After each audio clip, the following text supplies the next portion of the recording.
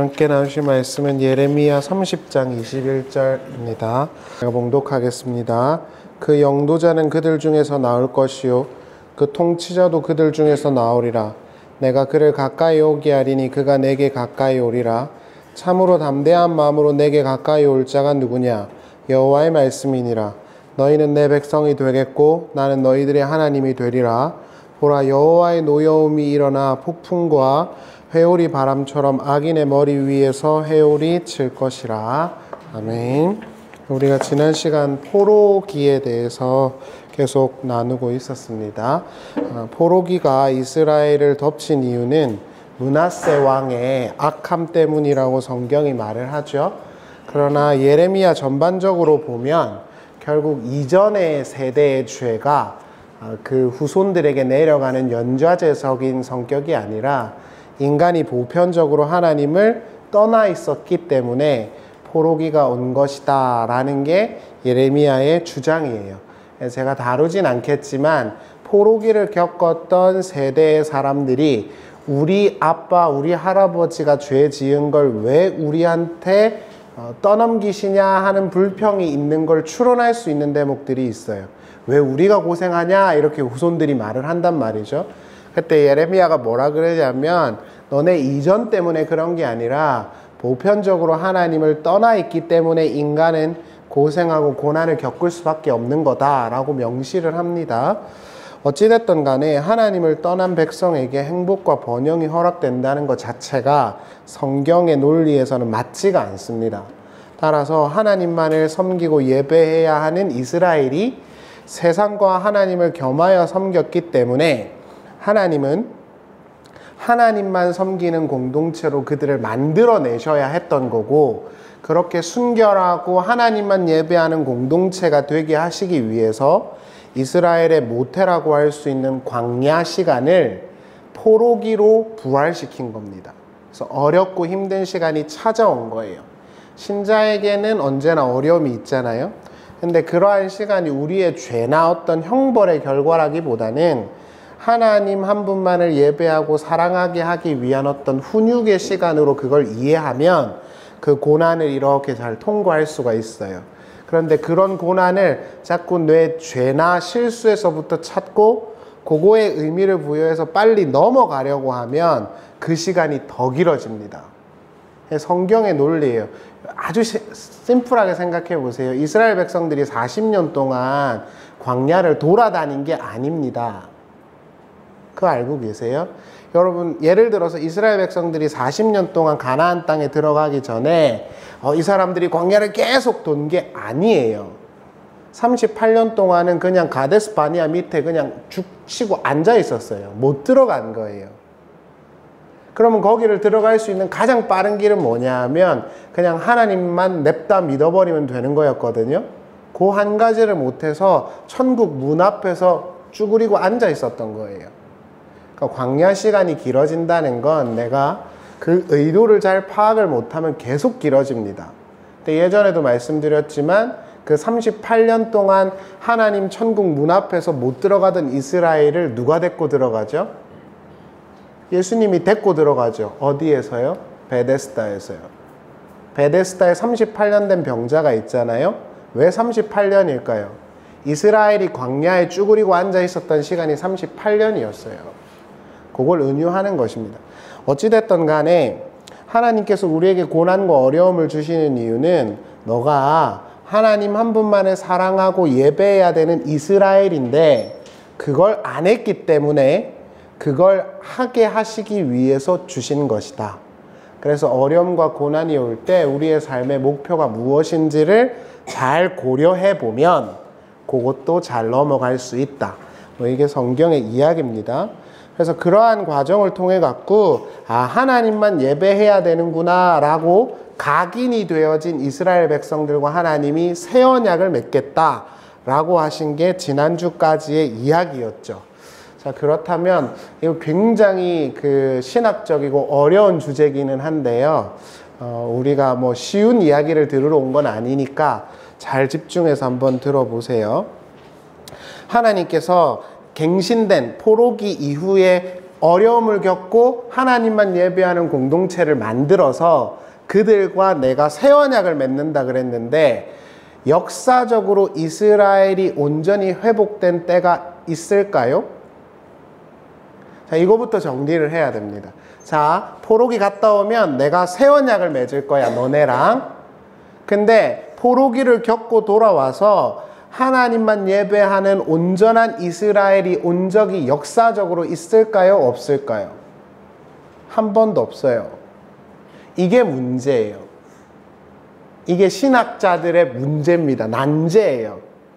하나님이 분명히 새로운 이스라엘을 만들어서 하나님과 언약을 맺는 새로운 공동체를 줄 거라고 했는데, 이스라엘 땅에 그렇게 회복된 역사가 한 번도 없어요. 이스라엘은 그 이후로도요, 계속 페르시아, 헬라, 로마 제국의 속국이었어요. 그리고 난 다음에 로마에 의해서 패망을 하고 난 다음에 디아스포라라 해가지고 다 흩어졌습니다. 그러니까 이스라엘이 다시 돌아와서 하나님만 예배하는 공동체로 회복된 적이 없어요. 근데 그때가 딱 한 번 있죠. 언제인 줄 아세요? 1948년입니다. 1948년에 이스라엘이 지금 문제가 있는 그 땅에 들어가서 독립을 선언해요. 그래서 유대교나 보수 기독교를 넘어선 보수주의자들은 1948년이 종말의 때라고 많이 하는 거예요, 말을. 그런데 제가 분명히 말씀드렸지만 그런 주장에는 설득력과 논리가 없어요. 지금 전쟁하고 문제 일으키는 이스라엘, 그들은 이스라엘 순수 혈통이 아닙니다. 그렇기 때문에 그러한 것들 자체가 성립 불가능합니다. 이게 왜 중요하냐 하면, 그럼 하나님의 약속은 없어진 거지 않냐 이 말이죠. 하나님이 분명히 포로기를 겪고 이스라엘을 새롭게 해서 새 언약을 맺을 거라고 했는데, 그런 이스라엘이 없다라고 한다면 하나님이 거짓말을 한 게 되잖아요. 그런데 우리가 이제 개신교회지 않습니까? 개신교회는 그 언약이 이루어졌다고 믿죠. 그럼 새 이스라엘은 어디 있죠? 우리 안에 있는 것입니다. 이게 교회가 2000년 동안 말했던 역사입니다. 지금 이스라엘 땅에 있는 이스라엘은 성경이 말하는 새 이스라엘이 아니고요. 그러니까 이스라엘이 회복됐으니까 종말의 때가 가까운다, 이건 성립 불가능합니다. 초대 교부들로부터 지금까지 모든 개신교회의 신자들은 우리가 하나님이 만들어낸 하나님만 예배하는 새로운 공동체라고 믿고 고백했어요. 그게 교회죠. 그래서 우리는 새 이스라엘인 겁니다. 하나님과 언약을 맺은. 그게 신약 성경이 계속 주장하는 바입니다. 그러면 여러분 한 가지 더 생각을 해보죠. 그렇게 주장하려면 근거가 필요하잖아요. 우리가 하나님께서 약속하신 하나님만 예배하는 새 이스라엘이야. 나는 한국인인데 왜 새 이스라엘이라고 할까? 왜 그렇게 주장할 수 있을까? 그 힌트가 오늘 본문에 나온 겁니다. 하나님이 새롭게 내가 영원히 나와 교제하는 새 이스라엘을 다시 만들어낼 건데, 반드시 그 일이 있기 위해서는 누가 등장해야 되냐면 다윗이 와야 합니다. 이게 모든 포로기 선지자들의 주장입니다.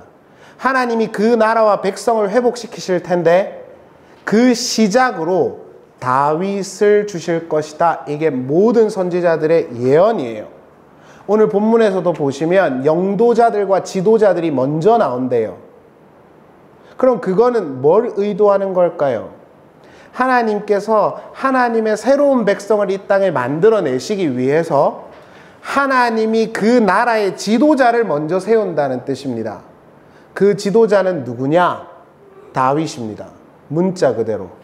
그래서 옛날에 제가 이단 세미나 가면은요, 저기 전라남도에 자기가 다윗이라고 주장한 사람도 있었어요. 그럼 그 다윗은 누굴까요? 다윗은 예수 그리스도의 모형이죠. 그래서 신약교회 성도들이 이렇게 말을 한 겁니다. 예수님이 이 땅에 오시고 죽으시고 부활하시고 하나님 보좌 우편에 앉으셨다는 것이 하나님 나라가 시작됐다는 사인이다. 그렇게 믿었고 그걸 유앙겔리온이라고 했어요.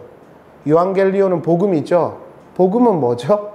아, 좋은 소식입니다. 아니, 요한겔리온은 황제의 즉위식에 쓰이던 말입니다.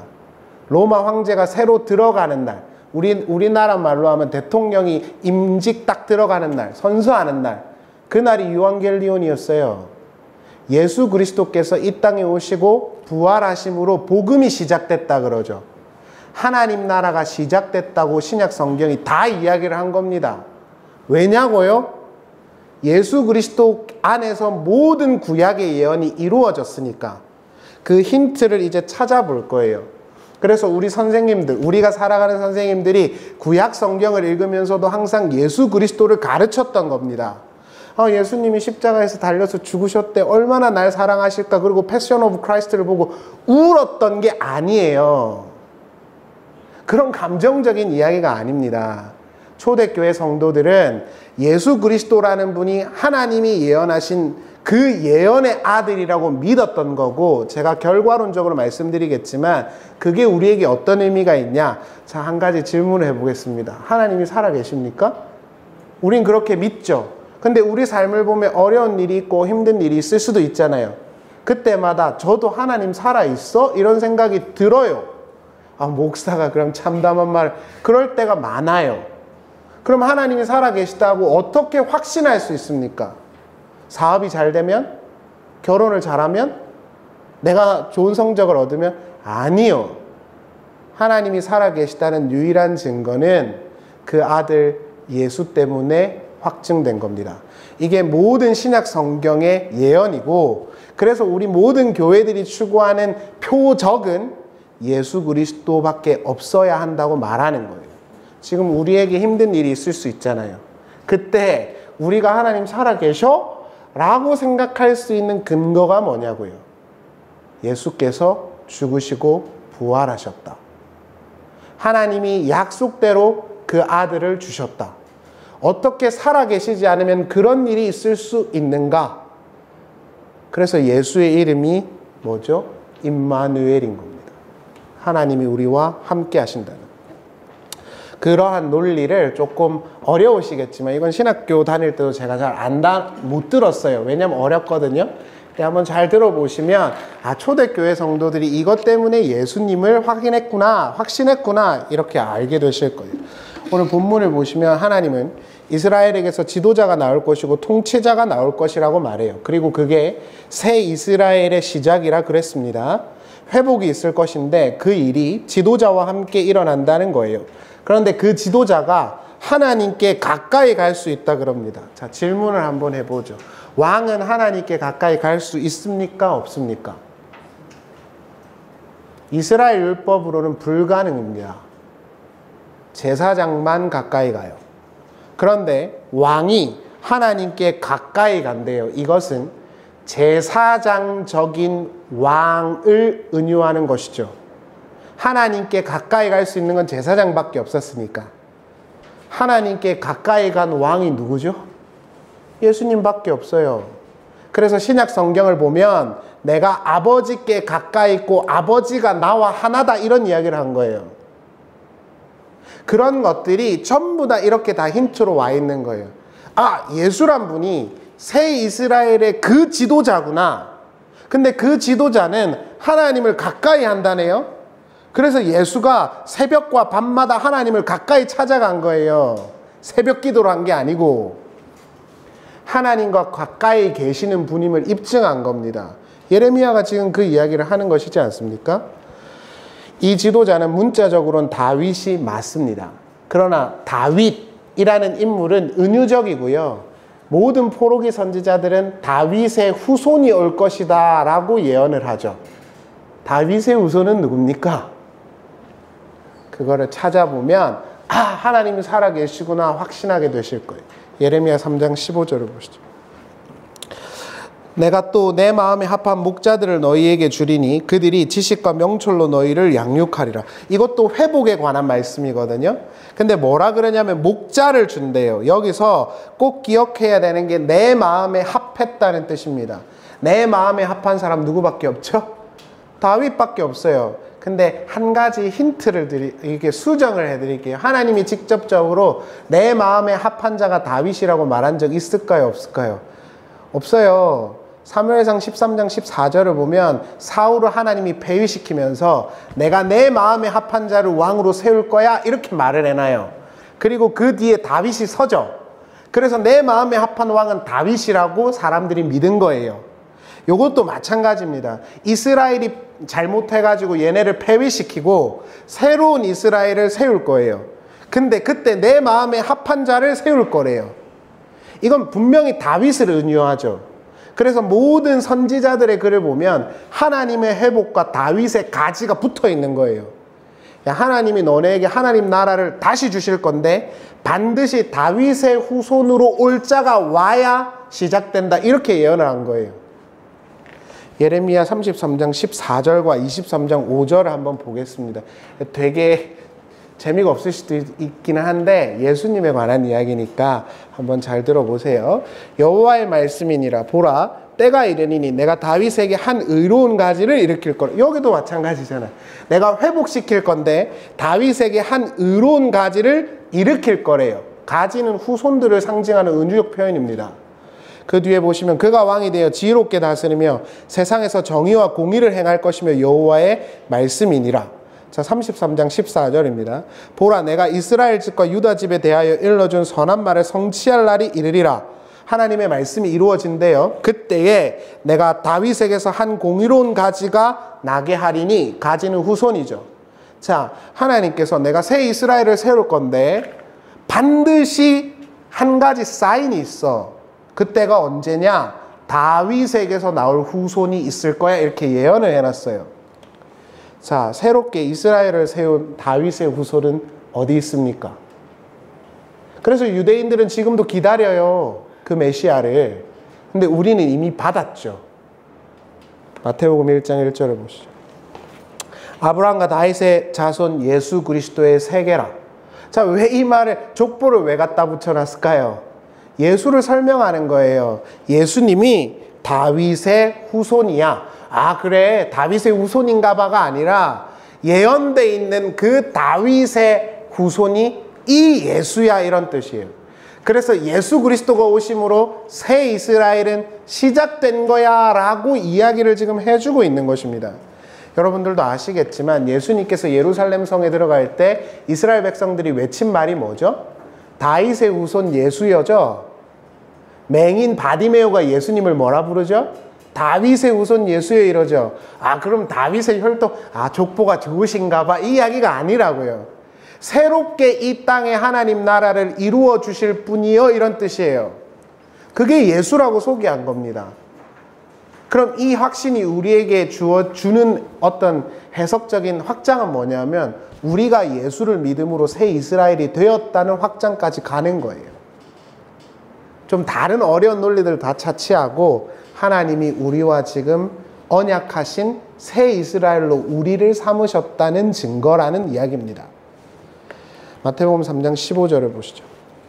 예수께서 대답하여 이르시되 이제 허락하라. 우리가 이와 같이 모든 이루는 것이 합당하니라 하시니 이에 요한이 허락하는지라. 예수께서 세례를 받으시고 곧 물에서 올라오실새 하늘이 열리고 하나님의 성령이 비둘기같이 내려 자기 위에 임하심을 보시더니, 자, 밑줄입니다. 하늘로부터 소리가 있어 말씀하시되 이는 내 사랑하는 아들이요 내 기뻐하는 자니라. 하나님이 사랑하는 아들, 이거 어디서 나오죠? 시편 2편 7절에 나옵니다. 다윗을 너는 내 아들이라 하나님이 예언하시죠. 그 이야기가 그대로 들어와 있는 거예요. 다윗을 떠올리게 하는 거라고요. 그럼 다윗만 떠올리게 하는 거냐? 아니요. 새로운 하나님의 새 이스라엘이 왔음을 입증하는 거예요. 그래서 우리가 하나님이, 저 이스라엘에 있던 하나님이 우리와 지금도 함께 하신다라고 믿고 고백할 수 있는 근거가 예수 그리스도라는 분인 거예요. 그래서 우리 선생님들께서 교회 가서 책 읽고 소설 읽고 뉴스 본 거 가르치지 말고 예수를 가르쳐 달라고 하라고 말한 거예요. 예수만이 우리가 하나님의 자녀임에 대한 표적이니까. 목사님 삶이 너무 어려워요, 힘들어요. 그때마다 그리스도를 보시라고요. 동방 박사들에게 한 것처럼 구유에 놓이신 아이를 보라. 목동에게 한 말처럼. 그 아들을 보면 너희에게 표적이 될 것이다. 하나님의 살아계심. 너무 삶이 힘들고 어려워요. 아니, 그거 보지 말고 예수를 보시라고요. 하나님의 그 약속이 그 속에 다 이루어진 거니까. 신약 성경은 일관되게 새 언약을 시작하신 분으로 예수를 소개하고 있어요. 이는 예레미야와 모든 포로기의 예언이 틀리지 않았음을 설명하는 것입니다. 따라서 새로운 이스라엘 공동체는 예수라는 분과 함께 시작된 것입니다. 회복의 사인, 그것을 유앙겔리온, 복음이라고 말하죠. 그래서 우리는 그 확신을 통해서 하나님이 살아계시다 믿는 겁니다.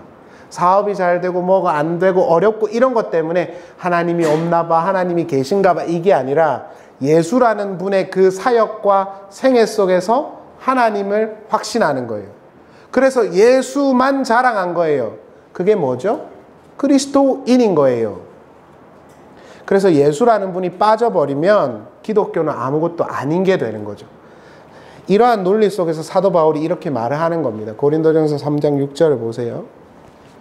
그가 또한 우리를 새 언약의 일꾼이 되기에 만족하게 하셨으니 율법의 조문으로 하지 않고 오직 영으로 함이니 율법의 조문은 죽이는 것이요 영은 살리는 것이라. 너네 이제 새 언약의 공동체야, 이 이야기를 한 거예요. 왜요?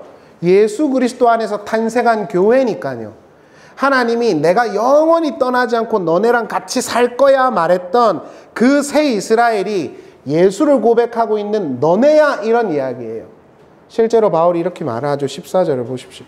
그러나 그들의 마음이 완고하여 오늘까지도 구약을 읽을 때 그 수건이 벗겨지지 아니하고 있으니 그 수건은 그리스도 안에서 없어질 것이라. 오늘까지 모세의 글을 읽을 때 수건이 그 마음을 덮었도다. 그리스도에게로 돌아가면 그 구약, 옛 언약이 내 안으로 들어와서 새 언약이 된대요. 기준은 그리스도인 거예요. 바울은 지금 계속 이런 이야기를 하고 있는 것입니다. 십자가에 못 박혀 죽으셨다가 부활하셔서 하나님 보좌에 우편에 앉아 계신 그 예수 때문에 너네가 하나님이 내 하나님이야 라고 말할 수 있는 거라는 거예요. 좀 더 확장해 볼까요? 목사님 이번 주에 되게 많은 실수를 한 것 같아요. 그게 여러분의 자녀됨을 흔들지 못해요. 좀 실패하면 어때요? 좀 실수하면 어때요? 하나님이 너는 진짜 내 마음에 안 들어, 나가 있을게, 이러지 않는다고요. 우리의 하나님의 자녀됨, 우리의 하나님 백성됨의 근거는 그리스도 위에 있는 겁니다. 그래서 예수 그리스도의 이름으로 기도하는 거고 예수 그리스도의 이름으로 예배를 나온 거예요, 우리가. 그렇게 그리스도에 대한 자랑을 품고 사는 게 그리스도인이라고요. 그래서 그런 사람들은 나 교회에서 뭐 했어 이런 자랑 절대 못해요. 다시 본문으로 돌아가서 다윗의 그 가지에 관한 이해와 예수님에 관한 해석을 조금 더 살펴보시죠. 예레미야 3장 15절입니다. 오늘 소개해드린 그 본문들이 전부 다 예레미야에서 나오는 예수에 관련된 본문이에요. 전부 다. 예레미야 3장 15절을 보세요. 내가 또 내 마음에 합한 목자들을 너희에게 주리니 그들이 지식과 명철로 너희를 양육하리라. 여호와의 말씀이니라. 너희가 이 땅에서 번성하여 많아질 때는 이게 회복할 때입니다. 제가 밑줄 쳐놨죠. 사람들이 여호와의 언약을 다시는 말하지 아니할 것이요 생각하지 않을 것이요 기억하지 아니할 것이요 찾지 아니할 것이요 다시는 만들지 아니할 것이며 그때 예루살렘이 그들에게 여호와의 보좌라 일컬음이 되며 모든 백성이 그리로 모이리니. 여기서 보면 목자가 오면 언약궤를 만들 필요가 없대요. 참 신기한 거 알려드릴까요? 지금 이스라엘이 성전을 못 짓는 이유가 뭔지 아세요? 법궤판이 없어요. 지금요. 지금 그 땅에다가 성전 짓고 싶어도 못 지어요. 법궤판이 없어요. 법궤 못 찾아요. 왜 못 찾는 줄 아세요? 하나님이 그렇게 예언했잖아요, 지금. 이제 여호와의 언약궤가 필요 없대요. 왜요? 니네 속에 있을 거니까. 바깥에 성경으로 이렇게 있어갖고 하나님 열심히 믿어 이럴 필요가 없대요. 이 성경의 약속이 니네 속에 들어갈 거니까. 누가 오시면? 그리스도께서 오시면. 그래서 우리가 예수를 믿고 우리의 모든 삶이 다 하나님과 예배하는 시간이라고 말할 수 있는 거예요. 법궤판이 우리 안에 있으니까. 성막 우리가 나눴잖아요. 하나님이 이 땅에 임재하시는 곳이 딱 한 곳 있습니다. 어디죠? 잘 들으셨으면 아실 텐데. 힐라스테리온이요. 법궤판 뚜껑 위입니다. 근데 그 법궤판 뚜껑 위를 바울이 뭐라 그러죠? 예수라 그런다고요. 그래서 우리가 예수를 믿고 예수님 위에 서 있으면 하나님이 그 위에 오신다고요. 그래서 더 이상 법궤가 필요가 없어요. 근데 유대인들이나 보수 기독교를 넘어선 이상한 보수들은 여전히 법궤판 찾고 있습니다. 성경을 모르면 그래요. 예레미야 23장 5절을 보실래요? 여호와의 말씀이니라 보라 때가 이르니 내가 다윗에게 한 의로운 가지를 일으킬 것이라. 그가 왕이 되어 지혜롭게 다스리며 세상에서 정의와 공의를 행할 것이며 그의 날에는 유다는 구원을 받겠고 이스라엘은 평안히 살 것이요. 자, 여기 밑줄 쳐놨죠. 그의 이름은 여호와 우리의 공의라 일컬음을 받으리라. 다윗에게서 한 의로운 가지가 일어날 것인데 그때 구원이 다시 온답니다. 그런데 그 가지의 이름이 뭐죠? 여호와 짜다크, 아도나이 짜다크예요. 여호와께서 우리의 공의란 뜻이에요. 마틴 로이드 존스 목사님, 제가 좋아하는 로이드 존스가 이걸 여호와의 이름의 하나로 설명합니다. 하나님께서 다윗의 후손에 가지를 주실 텐데 이분의 이름이 여호와 짜다크야 이렇게 말해요. 자, 신약 성경에서 예수님에게 계속 뭐라 그러죠? 바울 서신을 잘 보시면 예수 안에 하나님의 의가 나타났다는 표현을 자주 보실 거예요. 그 원형이 이겁니다. 로이드 존스를 비롯한 모든 개혁주의 신학자들이 그렇게 말해요. 하나님이 세우신 그 후손, 하나님의 새 언약의 그 후손의 시작인 아들이 올 텐데 그 아들의 이름이 여호와의 공의래요. 예를 들어서 로마서 1장 18절에 1장 17절에 보면은 하나님의 의가 복음에 나타났다 그러거든요. 그 단어예요. 예수 안에 하나님의 의가 있잖아요. 신약 성경을 쓴 모든 우리의 믿음의 선배들은 그걸 본 겁니다. 예수께서 하나님의 의시라고요. 그럼 그런 찬양이 있잖아요. 예수 하나님의 공의. 그거 어쩌자는 거예요. 그게 결국 하나님 나라가 회복됐다는 사인으로 본 것입니다. 그래서 의미가 있는 거예요. 그런데 예레미야가 이런 이야기를 합니다. 보실래요? 33장 15절. 그날에 그때에 내가 다윗에게서 한 공의로운 가지가 나게 하리니 그가 이 땅에 정의와 공의를 실행하게 할 것이라. 그날에 유다가 구원을 받겠고 예루살렘이 안전하게 살 것이며. 자, 여기가 별표입니다. 이 성은 여호와는 우리의 의라는 이름을 얻으리라. 똑같은 단어예요. 자, 논리적으로 보세요. 앞에서는 다윗의 후손이 여호와의 공의라 그랬어요. 근데 여기서는 누가 여호와의 공의래요? 예루살렘이 여호와의 공의라 그러죠. 다윗의 후손의 그 의로움이 그 백성들에게 내려가고 있음을 보여주는 거예요. 정확하게 예수의 의가 전가된다는 신약의 논리죠. 예수는 하나님의 의로움이세요. 그래서 예수를 믿는 자들에게는 그 예수의 의가 그대로 내려와요. 믿으시는 거죠? 그래서 우리가 하나님을 예배할 수 있는 거예요. 아, 목사님은 뭐 성경 보시고 거룩하게 사시나요? 아시겠지만 아닙니다. 여러분들과 별반 차이가 없어요. 그러면 뭐 저를 가까이 하시면 알겠지만 별로 가까이 하지 마세요. 실망할 때 하면 되게 거룩하게 사셔. 전혀 아닙니다. 그럼에도 불구하고 제가 하나님 앞에 하나님의 자녀라고 믿고 고백할 수 있는 거는 우리 주님이신 그리스도 때문인 거죠. 그 예수의 의가 우리에게 왔다. 이게 바울의 논리 아닙니까? 보실래요? 고린도전서 1장 26절입니다. 형제들아 너희가 부르심을 보라. 육체를 따라 지혜로운 자가 많지 아니하면 능한 자가 많지 아니하면 문벌 좋은 자가 많지 아니하도다. 그러나 하나님께서 세상에 미련한 것들을 택하사 지혜로운 자들을 부끄럽게 하려 하시고 세상에 약한 것들을 택하사 강한 것들을 부끄럽게 하려 하시며 하나님께서 세상에 천한 것들과 멸시받는 것들과 없는 것들을 택하사 있는 것들을 폐하려 하시나니. 자, 하나님은 인간적인 자격이 하나도 없는 우리를 선택했어 이 이야기예요. 왜요? 맨 끝에 보실게요. 너희는 하나님으로부터 나서 그리스도 예수 안에 있고 예수는 하나님으로부터 나와서 우리에게 지혜와 의로움과 거룩함과 구원함이 되셨으니. 너네 보고 하나님이 너네 선택한 거 아니야 지금 이 이야기예요. 실력이 별로 없다고요 우리는. 그러나 하나님이 우리를 선택하신 이유는 우리가 예수 그리스도라는 분을 믿고 고백하고 있기 때문인 거고 그 위에서 우리는 지금 하나님의 은혜를 받고 있는 거예요. 이게 히브리서 4장의 논리입니다. 예수가 새 언약의 중보자가 되셨으니 힘들고 어렵니 때를 따라 하나님을 찾아라. 히브리서 4장 16절에 나오죠. 누구를 힘입어서? 그리스도를 힘입어서. 그래서 예수 그리스도를 믿고 고백하는 그 이스라엘의 예루살렘에 그리고 로마에 있던 예수 공동체가 하나님의 백성이 될 수 있었던 거예요. 그들이 위대해서가 아니라. 여러분 일주일간 살면서 우리가 잘 지낼 수도 있고 못 지낼 수도 있죠. 뭐 이를테면은 뭐 세상적으로 좀 놀 수도 있고 아닐 수도 있죠. 그런 거에 너무 일희일비하지 마세요. 뭐 목사님 저는 일주일 동안 감사를 전혀 못했어요. 감사 노트도 못 썼어요. 제발 그런 거 쓰지 좀 마세요. 기도 노트도 못 썼어요. 저는 무릎 꿇고 기도도 안 했어요. 제발 그런 거 쓰지 마시라고요. 아무 의미 없습니다. 하나님 아버지께서 우리를 예수를 고백하는 우리로 보시기 때문에 우리를 받아주시는 거예요. 내가 대단하고 뛰어나기 때문이 아니라.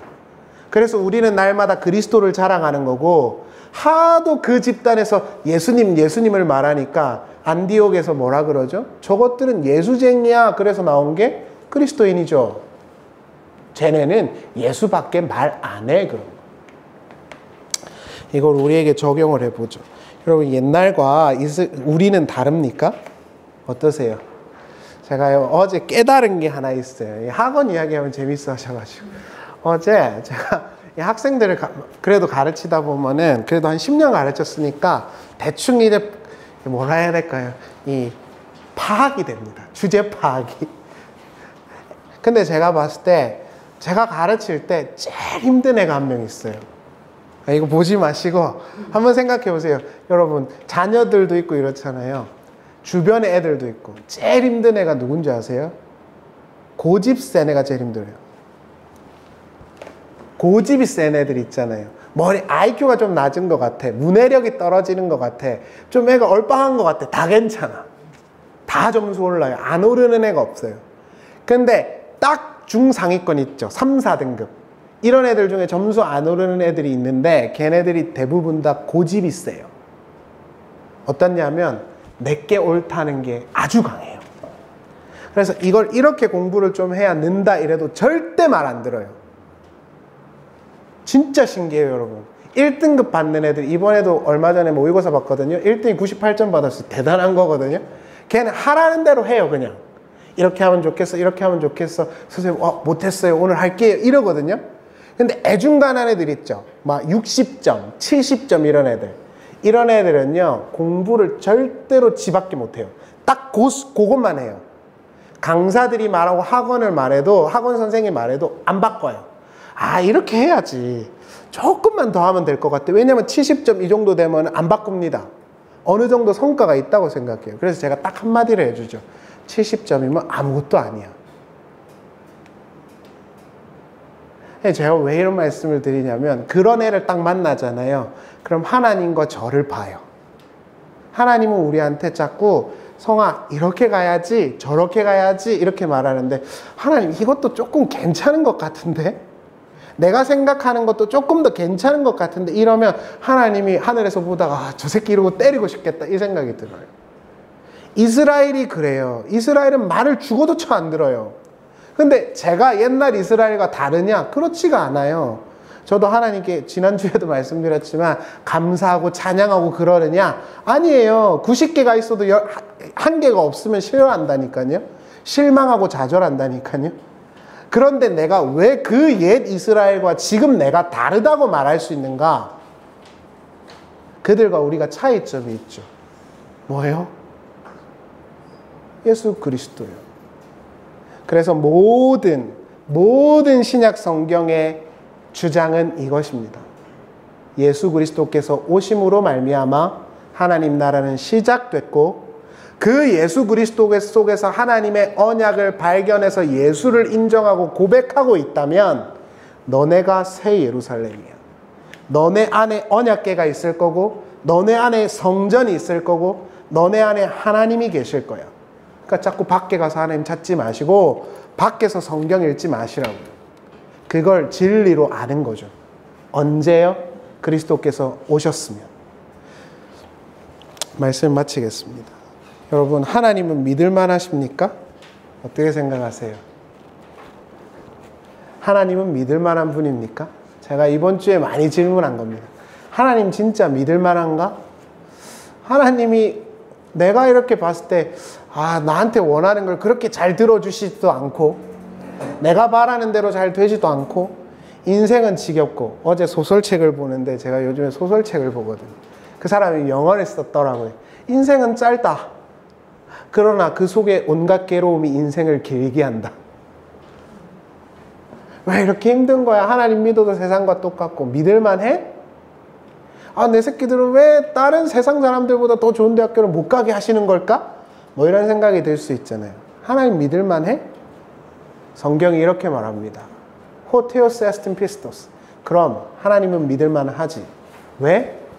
창세기서부터 요한계시록까지 하나님이 약속하신 걸 다 지키셨거든. 하나님이 약속한 건 너네가 잘 먹고 잘 살게 해주겠다는 게 아니라 하나님 나라를 이 땅에 회복시키실 것이라는 것이고, 그 하나님 나라의 회복을 위하여 한 아들을 주실 것이라는 것이고, 그 한 아들이 예수로 이 땅에 오셨으니 이것보다 더 하나님이 믿을 만한 분이라는 증거가 어디 있겠는가? 삶이 어렵고 힘드시고 지치시고 하나님이 살아계신가? 라고 질문이 되신다면 성경의 표현을 빌려서 답을 드리겠습니다. 너네가 구유에 놓인 아들을 보리니 그 아들이 하나님의 살아계신 유일한 표적이 될 것이라. 예수님을 생각하시고 예수 그리스도의 복음을 생각하세요. 그리고 그걸 꼭 붙드시면 내 삶의 모양이 어떠하든지 간에 하나님의 살아계심을 확신할 수 있을 것입니다. 기도하겠습니다. 요한 1서에 보면 사도 요한이 그런 말을 하죠. 지금도 우리를 위하여 예수께서 보좌 우편에서 끊임없이 이야기하고 계신다고. 하나님께 우리를 변호하시고 우리를 이야기하시고 우리와 함께하고 계신다고. 스데반이 십자가에서 스데반이 죽을 때요, 여러분들도 아시겠지만 하늘이 열린 걸 보고 예수님께서 보좌 우편에 서 있는 걸 봅니다. 원래 예수님은 보좌 우편에 앉아 계시잖아요. 그런데 서셨죠. 스데반이 죽는 걸 기뻐 받아주신 겁니다. 하나님께서는, 예수님께서는 그렇게 지금도 살아계셔서 우리와 함께 하시고 우리를 버리지 않으셨어요. 그 예수님을 생각하면서 예수를 힘입어 히브리서 4장 16절의 말처럼 때를 따라 돕는 하나님의 은혜를 찾아가 보자고요. 예수님 때문에. 우리가 예수를 묵상하면서 잠깐 기도하면 좋겠습니다. 기도하시겠습니다.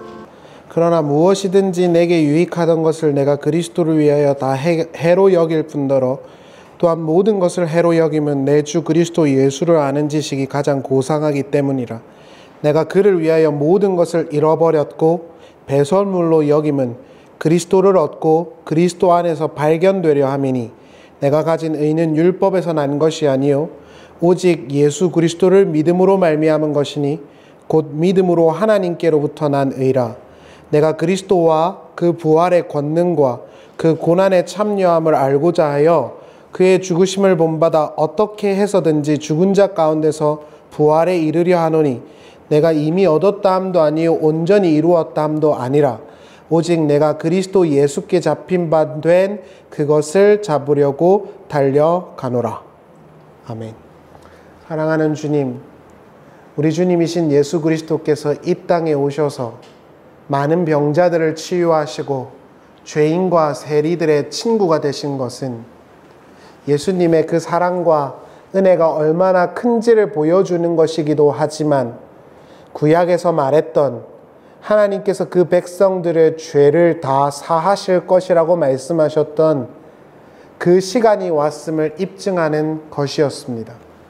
예수님께서 십자가에 죽으시고 부활하시고 하나님의 보좌 우편에 앉으신 것은 그 사랑이 너무 감격스러운 것을 입증하려 하심이 아니라 시편 110편과 많은 구약 성경에서 말했던 하나님의 선택하신 아들에 관한 생애와 그 내용을 이루려 하심이었습니다. 예수님 속에서 우리가 하나님의 살아계심을 확신합니다. 우리의 삶에 어려움과 힘듦이 있을 수 있습니다. 우리에게 즐거움이 있을 수도 있습니다. 그러나 즐거울 때는 기뻐하다, 힘든 일이 있을 땐 슬퍼하는 게 우리 나약한 인간들입니다. 그러나 그런 것에 일희일비하지 않고 우리가 늘 하나님의 이름을 부르고 찾을 수 있으면 우리 주님이신 예수 그리스도께서 우리의 중보자가 되셨고 우리 안에 계시고 우리의 아버지가 되셨고 우리의 지도자가 되셨기 때문입니다. 지금도 우리가 하나님께 담대히 나아갈 수 있는 것은 우리 주님이신 예수 그리스도로 인함인 것을 우리가 믿사오니 늘 예수만 꼭 붙드는 사람들 되게 해 주시옵소서. 하나님, 우리의 뛰어남이나 우리의 못남이 하나님의 역사를 일으키는 것이 아니라는 걸 깨닫게 해 주시기를 간절히 원합니다. 우리 위에 계시는 예수를 보게 해주시고 예수님을 묵상하게 하여 주시옵소서. 하나님, 무더운 날씨 속에서도 하나님의 말씀을 생각하고 함께 예배하기 위해서 모인 분들을 기억해 주시고 주님 축복해 주시고 하나님의 신령한 그 진리의 말씀으로 풍성히 삶을 채워주시되 하나님, 필요한 모든 육적인 것들도 하나님 때를 따라 늘 채워주시고 인도하여 주시옵소서. 마음과 몸이 지친 분들이 있다면 주님 새 힘을 주시고 하나님 안에서 치유와 새로운 힘을 얻게 하여 주시옵소서. 힘들고 지쳐 쓰러진 분들이 있다면 예수 그리스도 속에 담긴 그 부활의 진리를 깨달아 늘 바울이 고백한 것처럼 내 목표가 그리스도의 부활에 있다는 것을 다시 한 번 더 생각하게 하여 주시옵소서. 돌아가는 발걸음도 지켜주시고 늘 주님 동행하여 주시옵소서. 주 예수 그리스도의 은혜와 하나님의 사랑과 성령의 교통하심이 사랑하는 성도님들과 함께 하시기를 간절히 축원하옵나이다. 아멘.